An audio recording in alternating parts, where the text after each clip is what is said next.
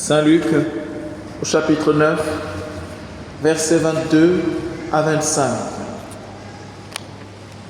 En ce temps-là, Jésus disait à ses disciples, « Il faut que le Fils de l'homme souffre beaucoup, qu'il soit rejeté par les anciens, les grands prêtres et les scribes, qu'il soit tué et que le troisième jour, il ressuscite. » Il leur disait à tous, « Celui qui veut marcher à ma suite, qu'il renonce à lui-même, qu'il prenne sa croix chaque jour et qu'il me suive.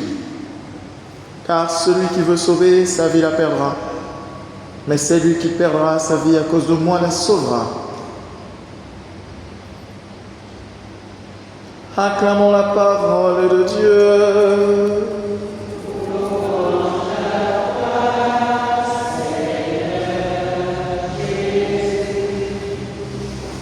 Viens transformer,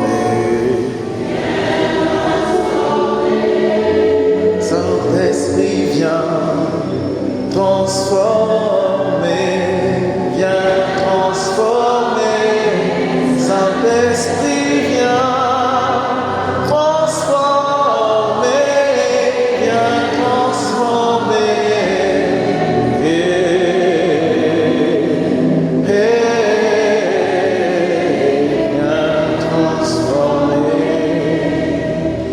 Puisse le Dieu de bonté et de miséricorde lui-même, par la puissance de son Esprit Saint, disposer nos cœurs et nos intelligences afin que nous puissions toujours mieux comprendre sa parole et la mettre en pratique. Au nom du Père et du Fils et du Saint-Esprit. Amen. Bien-aimés dans le Christ, chers frères et sœurs, chers amis, croyons-le véritablement. La présence de Dieu dans nos vies, la présence du Saint-Sacrement au milieu de nous, opère comme une pluie qui tombe sur la terre et qui fait germer sa semence. Une semence qui germe au rythme de Dieu, pas au rythme des hommes. Une semence qui germe en son temps, de manière silencieuse et imperceptible, mais qui germe quand même, qui pousse, qui grandit. Et cette semence, c'est la vie de Dieu en nous. Ce n'est pas parce que nous ne voyons pas les fruits immédiats de nos adorations, de nos célébrations eucharistiques, de nos méditations de la parole de Dieu, parce que nous voyons à quel point nous sommes encore loin d'atteindre la stature voulue par Dieu, la stature du Christ, que nous devons penser que rien ne se fait. Il nous suffit de persévérer, il nous suffit de ne pas abandonner. Et de croire qu'aussi vrai que la pluie qui tombe au ciel ne remonte pas sans faire pousser ce qui est semé en terre, autant nos adorations, notre méditation de la parole de Dieu, notre participation à l'Eucharistie ne peuvent pas être sans effet dans nos vies. La paix du Christ. On dit dans une sagesse de chez nous que c'est la forêt qui tombe, l'arbre qui tombe qui fait le bruit. Souvenez-vous de cela. Lorsque vous êtes tenté de vous décourager face à vos limites, face à vos imperfections, face à ce que vous n'avez pas encore réussi à accomplir selon votre désir de faire la volonté de Dieu. Dites-vous, la forêt pousse en silence. Toute une fois, quand une forêt pousse, il n'y a pas de bruit. La pluie fait son travail. La force vitale du Créateur opère pour que les plantes grandissent, les arbres poussent. Mais il suffit qu'on vienne couper un seul arbre et on entend le bruit, le vacarme. Lorsque l'œuvre de Dieu s'accomplit, cela ne se voit pas nécessairement dans l'immédiat. Il suffit de croire que cela se fait. Laissez Dieu faire. Se disposer à être touché par lui, par sa grâce. Croire qu'il agit, que nous grandissons véritablement, que nous ne sommes pas les mêmes aujourd'hui qu'hier, quoi qu'en disent ceux qui veulent nous décourager, et que seuls, évidemment, nos chutes font du bruit. Remarquez-le bien. Ce que nous faisons de mal fait plus de bruit, parle plus que ce que nous faisons de bien. Mais ce n'est pas pour autant que nous ne faisons que le mal. Dieu est à l'œuvre dans nos vies. Alors continuons, persévérons dans notre désir de faire la volonté de Dieu et dans notre disposition à suivre le chemin qui nous indique. Amen. Aujourd'hui, au lendemain du mercredi des Cendres, l'évangile que nous venons d'écouter, où Jésus annonce à ses disciples sa passion et sa mort, de même que sa résurrection, nous enseigne la vertu du renoncement, de l'abandon de soi à Dieu, à sa providence et à sa miséricorde. Ce passage nous invite en effet, chers frères et sœurs, à méditer sur le mystère de la souffrance du Christ et sur l'appel qu'il nous adresse à le suivre, en acceptant nous aussi nos propres croix, c'est-à-dire nos propres souffrances, et à ne pas nous laisser tromper par ces vendeurs d'illusions qui nous vendent un christianisme sans croix, une existence sans souffrance, ce qui n'est qu'une illusion, de la poudre aux yeux, jusqu'à se donner des noms pompeux comme « arrêtez de souffrir ». Qui sommes-nous? Si le Christ a pris sa croix pour nous sauver, qui sommes-nous pour ne pas nous aussi accepter de prendre nos croix pour être sauvés par la croix du Christ? Cet enseignement souligne que le véritable chemin de la vie passe par le don de soi aux autres, comme Jésus l'a fait. Le renoncement à soi. Jésus est mort sur la croix parce qu'il a renoncé à lui-même. C'est à cela qu'il nous appelle. Il ne nous a rien pris, il ne veut rien nous prendre, il ne veut rien nous ravir. Mais au contraire, il veut tout nous donner. Il veut se donner tout entier à nous, afin qu'en le recevant comme nourriture, cette nourriture que nous adorons dans le Saint-Sacrement, nous devenions nous aussi ce que nous recevons par la grâce de sa miséricorde. Le chemin de la vie passe par la confiance absolue en Dieu. Et c'est une posture fortement raisonnable, parce que quiconque s'arrête pour s'interroger sur sa véritable valeur, sur ce qu'il est, d'où il vient, où il va, se rend bien compte qu'il est responsable d'une infime partie de son être. Je suis aujourd'hui un Gabonais, un homme africain, prêtre, fin, petit de taille, clair de peau, chauve. Qu'ai-je choisi de tout cela? Rien du tout. Rien. Je n'ai pas commandé ce que je suis dans un catalogue. Le jour de ma naissance, le 25 décembre, Dieu merci, jour de fête, Noël, je ne l'ai pas choisi. Et le jour de ma mort, je l'ignore et je ne le choisirai pas. Les choses les plus importantes et les plus déterminantes de notre existence relèvent de la souveraineté de Dieu. Il est souverain, c'est lui qui nous a fait, c'est lui qui décide. Nous ne laissons pas emporter par l'illusion d'être les maîtres de nous-mêmes, parce que nous avons un titre, parce que nous portons un nom, parce que nous avons du pouvoir, nous avons des responsabilités sur les autres, dans la société, dans l'église, dans une chorale, dans une famille. Non, non, tout cela s'inscrit dans un contexte qui a été décidé par un autre que nous-mêmes. Même pas par nos parents. Nos parents nous découvrent, ils nous reçoivent. Nous sommes des étrangers pour eux, des étrangers qu'ils apprennent à accueillir, à aimer, à accepter. Même des parents d'enfants nés avec des malformations apprennent à les aimer comme ça, parce qu'ils ne les ont pas choisis. C'est Dieu qui les leur ont donnés. Alors, chers frères et sœurs, renoncer à soi-même pour faire absolument confiance en Dieu est une posture fortement raisonnable. C'est cette posture qui nous rend véritablement féconds. Parce qu'on arrête de courir inutilement derrière des chimères, derrière des choses qui ne dépendent pas de nous. Quand bien même l'orgueil et l'arrogance de l'homme veulent nous faire croire aujourd'hui que nous pouvons décider de ce que nous voulons être. Je suis né garçon, par des manipulations génétiques, je peux me donner l'apparence d'une femme. Mais je n'aurai que l'apparence d'une femme. Je ne serai pas une femme. peut me faire des traitements hormonaux, m'injecter des hormones féminines, me faire des opérations pour me faire pousser des seins. Par miracle, peut-être les cheveux, les hanches, pour me donner la morphologie d'une femme. On peut travailler ma voix pour qu'elle soit plus fluette, plus aiguë. De tout cela, je ne vendrai qu'une apparence, une illusion. Parce que ce n'est pas moi qui décide qui je suis. C'est Dieu qui le décide. La posture la plus raisonnable pour moi, c'est de lui faire confiance. De me dire, il sait pourquoi il a voulu que je sois ce que je suis. De m'accepter et de chercher à découvrir en moi ce qu'il a mis pour ma propre réalisation, pour ma propre histoire. Car nombreux de nos malheurs viennent du fait d'être assoiffés, attirés par autre chose que ce que Dieu a prévu pour nous.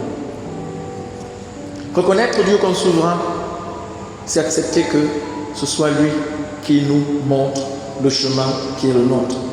Nous avons tous un chemin commun. Nous sommes tous destinés à la sainteté parce qu'il nous a créés pour le rejoindre dans l'au-delà après cette vie terrestre et communier avec les saints et les anges à sa présence, contempler sa splendeur, le louer. C'est pour ça qu'il nous a tous créés ensemble. Mais à chacun de nous, il a donné une tâche dans le cadre de la mission qu'il a confiée à l'humanité sur terre.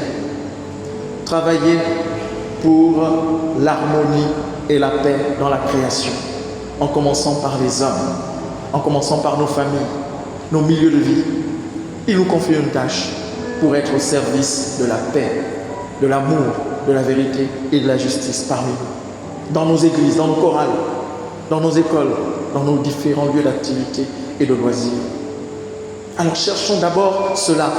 Cherchons à discerner qu'est-ce que Dieu m'a donné, qu'est-ce qu'il m'a accordé comme don, comme charisme, pour accomplir la mission qu'il me confie à moi, le temps de ma vie sur la terre.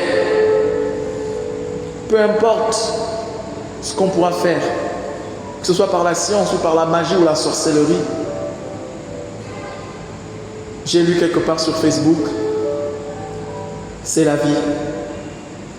Aucun de nous ne s'en sortira vivant. Donc autant mieux s'abandonner au projet de Dieu que nous sommes. Tout homme est une histoire sacrée. L'homme est à l'image de Dieu. Chacun de nous est à l'image de Dieu pour accomplir à son niveau la mission que Dieu nous confie à tous. Pour accomplir dans le devoir de son quotidien, dans son devoir d'État, la mission qui est la sienne au sein de la mission que Dieu confie à toute notre humanité. Et pour y arriver, il faut savoir renoncer à soi-même. Renoncer à être son propre Dieu et à vouloir devenir le Dieu des autres. Le Koulou, le Djadji, le Nyamoro, le Big, le Boss. Renoncer à vouloir être adoré. Renoncer à vouloir toujours avoir raison. Renoncer à vouloir toujours avoir plus que les autres. À vouloir savoir plus que les autres. Ça, ce n'est pas la mission pour laquelle Dieu nous a envoyés sur la terre. Nous devons essayer de discerner. Le regard fixé vers le souverain Dieu qui nous a voulu ici sur terre, discerner ce qu'il nous confie chaque jour comme tâche pour participer à la mission qu'il a confiée à notre humanité. Lors de l'adoration du Saint-Sacrement, comme nous sommes en train de le faire maintenant, ce message particulièrement profond prend une dimension particulière, une dimension spéciale et inédite pour ceux qui n'ont jamais envisagé la vie sous cet angle. En effet, en contemplant Jésus présent dans l'Eucharistie, dans le Saint-Sacrement, cette hostie consacrée, nous sommes invités nous aussi à nous unir à son sacrifice et à renoncer, à renouveler notre engagement à le suivre fidèlement en renonçant nous aussi à nous-mêmes, comme lui, il l'a fait pour nous en donner l'exemple. Et voici, pour y arriver, quelques points à méditer ensemble. Ils sont trois. Premièrement, chers frères et sœurs, contemplons dans le Saint-Sacrement, non pas l'hostie consacrée, mais le sacrifice du Christ. Contemplons, non pas l'hostie consacrée, non pas le censoir, qui est un très bel ornement, mais le sacrifice du Christ qui se montre ainsi à nous.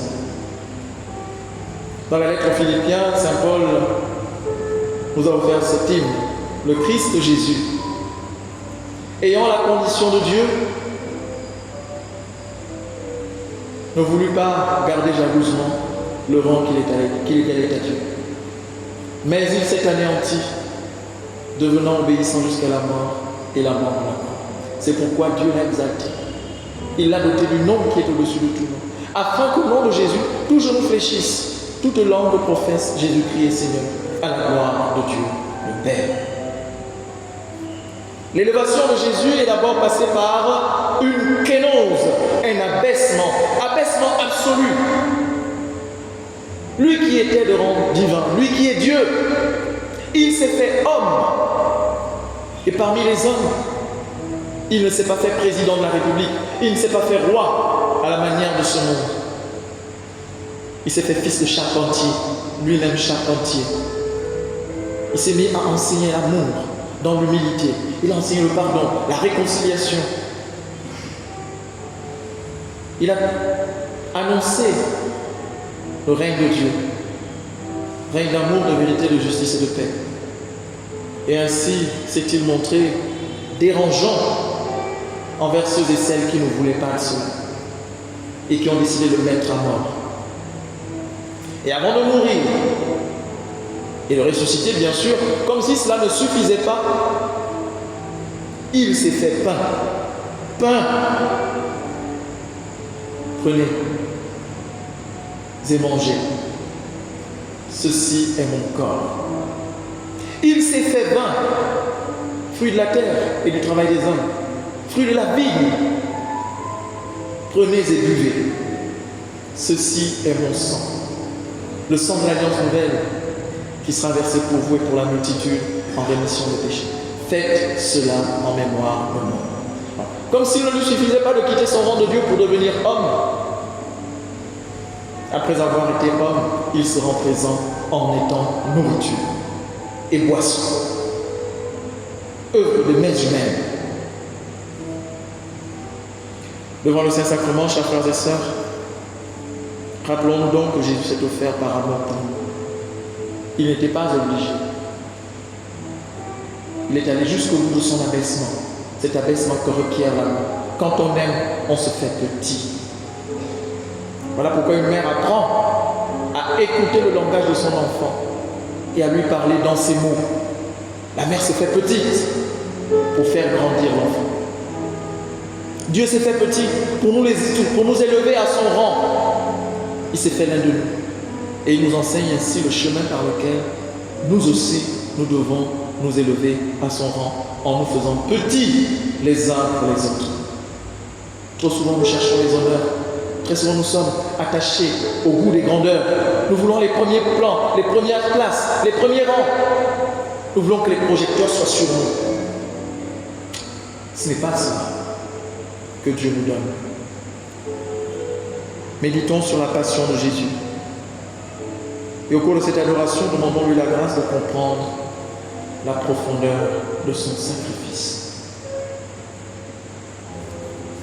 Deuxième point, c'est lui offrir nos propres croix. Offrir à Jésus nos propres croix. Chacun de nous porte des fardeaux et des souffrances. Et nous sommes venus ici chargés de cela. C'est peut-être même ce qui nous motive le plus souvent à venir à l'adoration. Nous sommes chargés. Et nous voulons nous libérer. Faisons-le. Il est là pour ça. Ce temps nous est accordé pour cela.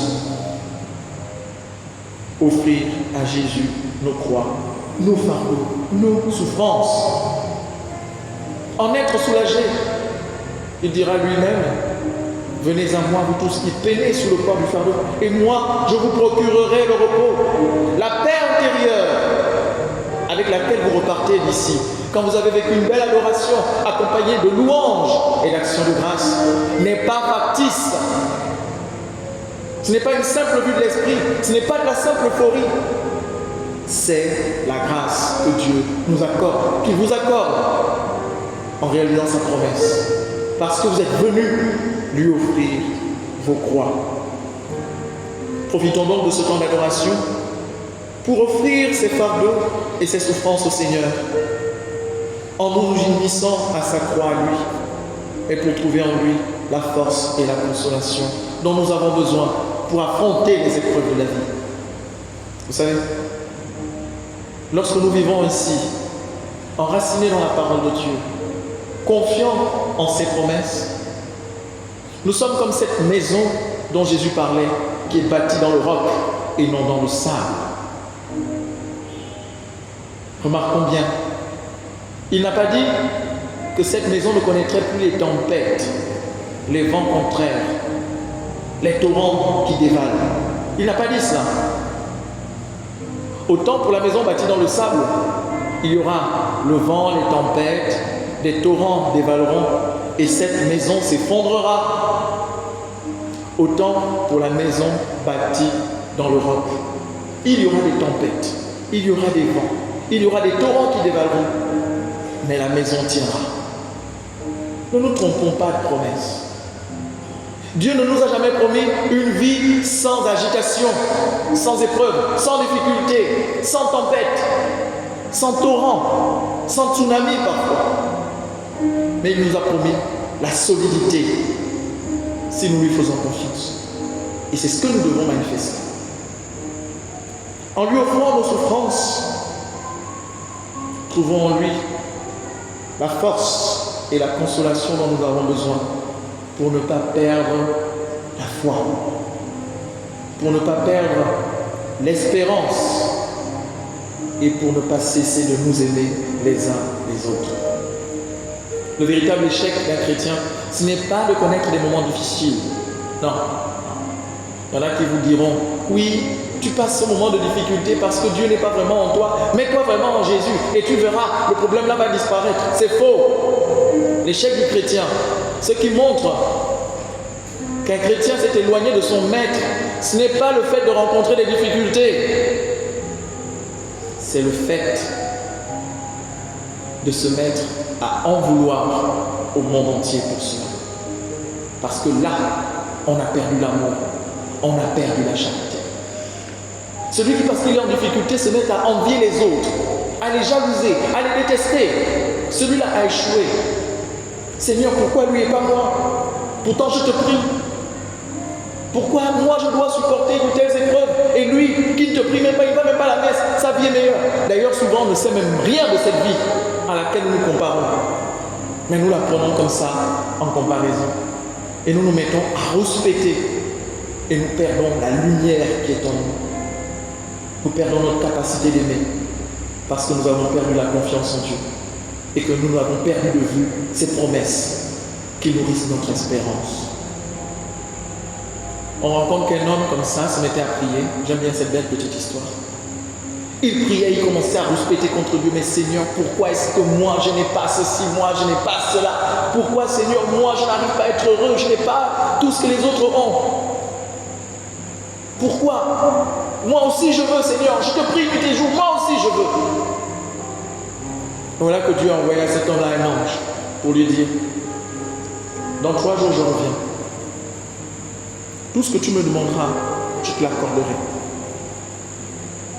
Mais tiens-toi bien, la même chose, je la donnerai 10 fois plus à ton pire ennemi. L'homme a dit quoi? Non, pas 10 fois, 2 fois plus à ton pire ennemi. Quoi? Ça veut dire que tout ce que je vais demander à Dieu, il donnera à lui là, que je ne peux même pas nommer, il lui donnera 2 fois plus. Donc si je demande un VX, pour moi aussi rouler dans la ville, il aura 2 VX. Alors là, je veux une maison, une villa. Et lui, il aura 2 villas. Non, Dieu, moi je voulais te demander pour moi, pas pour lui. Mais bon, va et reviens. L'ange part. Et voilà que 3 jours plus tard, il revient comme promis. Il demande alors, Andrew. C'est une anecdote, c'est une fable.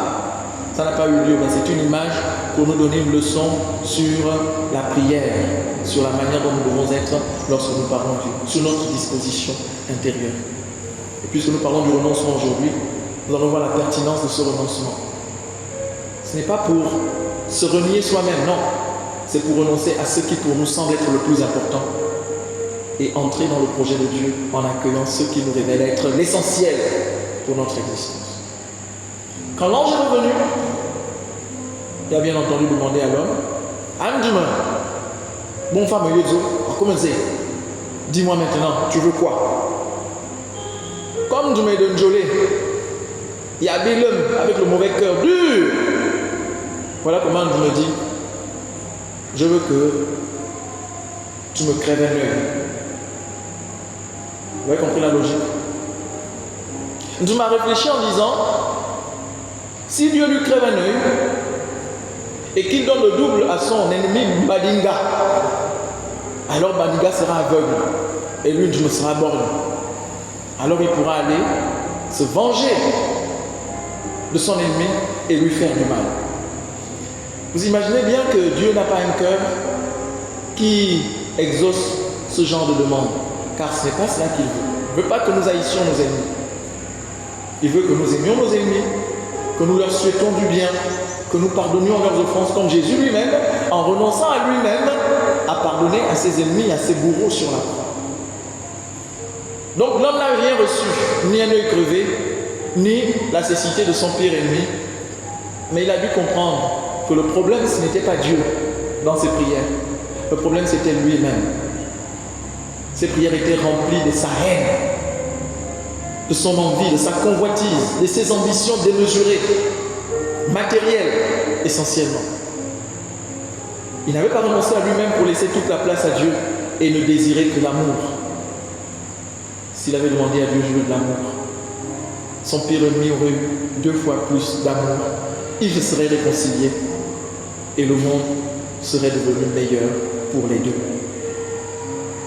Renonçons à nous-mêmes et sachons prier Dieu avec un esprit chrétien, pas l'esprit de Dieu, avec son mauvais cœur dur, rempli de convoitise, d'envie, de désirs matérialistes. Non. Le 3e point, renouveler notre engagement chrétien chaque jour. Parce qu'en ce moment même, nous nous rendons peut-être compte du fait que nous sommes à côté. Notre engagement a été terni par la vie, les problèmes, les difficultés. Nous avons perdu la splendeur première, celle que nous avons reçue au jour de notre baptême, ou la première fois que nous avons rencontré le Christ. Nous l'avons perdu. Il nous faut ce soir, à la demande de Dieu, à la lumière de son évangile, renouveler notre engagement. L'appel de Jésus à le suivre est une invitation quotidienne qui n'est jamais définitive.